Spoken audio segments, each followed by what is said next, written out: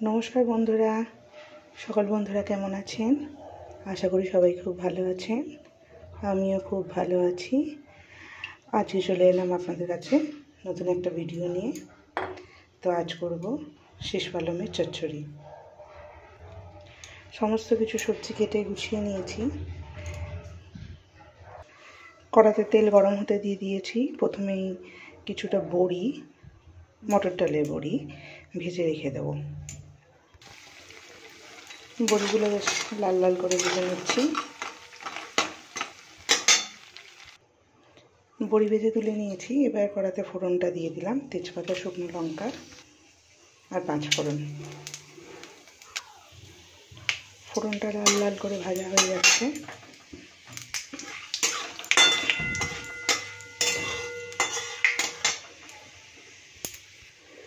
এবার এর মধ্যে আলুটা তুলে দেবো।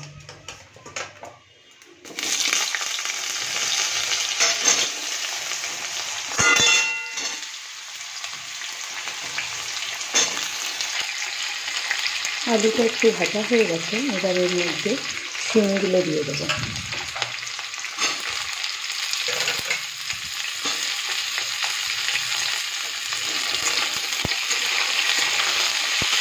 এর মধ্যে আমি মশলাটা করে নিলাম, যে আদা, লঙ্কা, সর্ষে তিনটাকে ভালো করে পেস্ট করে রেখে দিয়েছি। এবার এর মধ্যে দিয়ে দেবো বেগুনটা।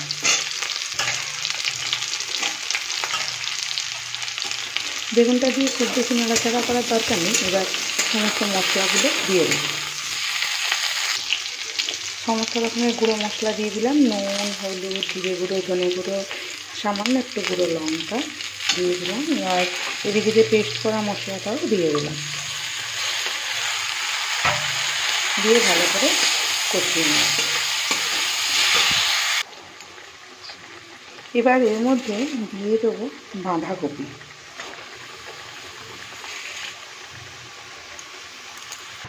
আচ্ছা, বাঁধাকপিটা দেওয়ার পর একটু কমে আসলে এবার দিয়ে দেবো শীষ পালংটা।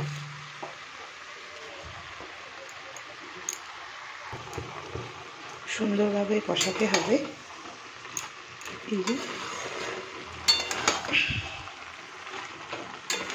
এবার এর মধ্যে বড়িটা দিয়ে দেবো।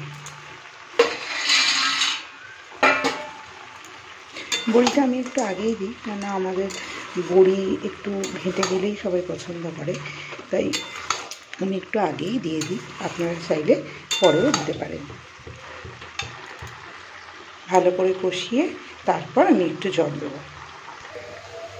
কত সুন্দর মাখা মাখা হয়ে গেছে দেখুন বন্ধুরা। এবার এর মধ্যে সামান্য চিনি দেবো। আপনারা যে যেমন চিনি খান সেরকম মিষ্টি দেবেন।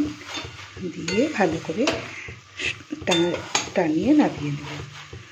আমার ভিডিও আপনাদের কেমন লাগলো বন্ধুরা, প্লিজ একটু কমেন্ট করে জানাবেন।